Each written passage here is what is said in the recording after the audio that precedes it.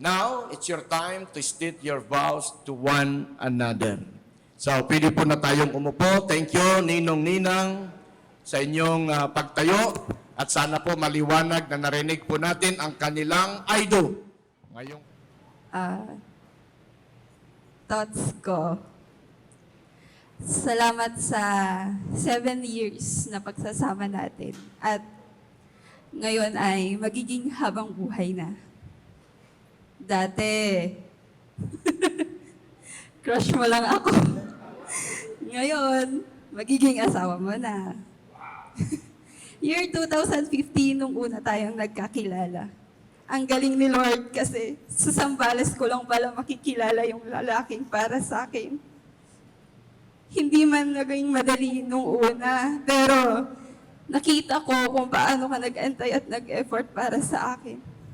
I am truly blessed and thankful sa Panginoon. Kasi binigyan niya ako ng lalaking sobrang bait, responsible, sobrang napaka-positive sa lahat ng bagay. Sobrang haba ng pasensya. Yung haba, umaabot ng Pampanga to La Union. Lalo na pag tinotopak ako. Sobra kong magmahal at tanggap kung sino ako. Siyempre, may pabonus pa si God. Gwapo. Pero mas lalo akong na-inlove nung nakita ko kung paano mamahalin yung pamilya mo. Pamilya ko at pamilya natin.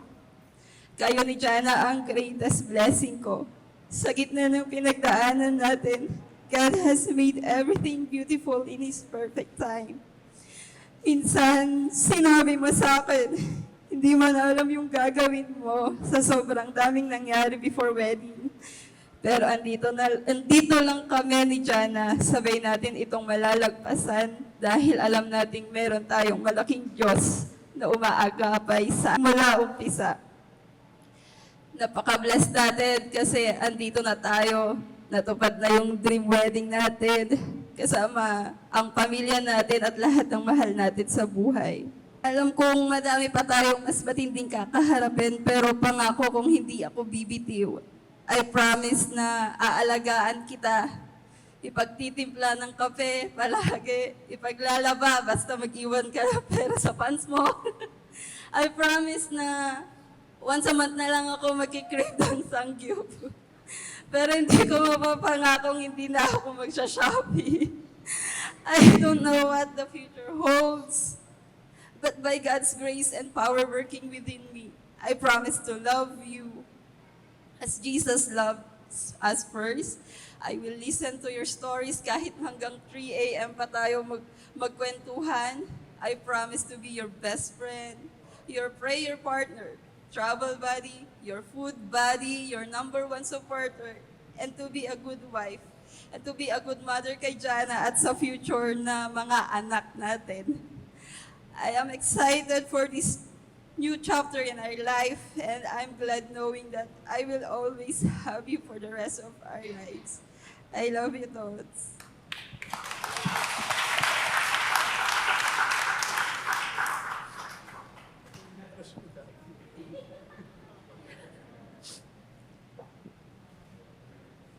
To my wife,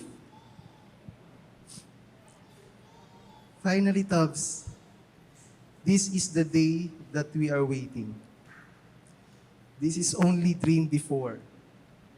But now, here we are in front of Almighty God, families, relatives, and friends. Thank you, Tubbs, for choosing me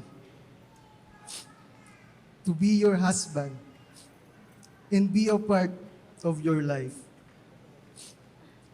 Thank you, Tubbs, for all the love, sacrifices, care, and being a best mommy to Gianna. I promise that I will be your strength when you are tired. I promise that I will be your smile when you are sad. I promise that I will stay by your side for better or for worse. I promise that I will be a good husband and father to our daughter. Ay ayaten ka unay. Inarnaro ta ka. When I say I love you more, Tabs, I don't mean I love you more than you love me. I mean, I love you more than the bad days ahead of us. I love you more than any fight we will ever have. I love you more than the distance between us.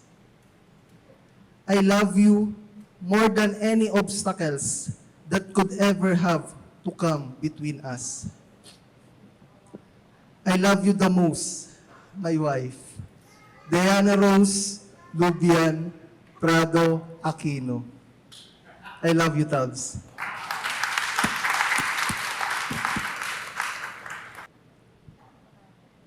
Diana Rose Lubian Prado, Yes. Tabs, this ring is a sign of my love to you forever and ever. Palakpakan po natin si Mr. Gerald Aquino. Thank you for that. Gerald Aquino, thoughts.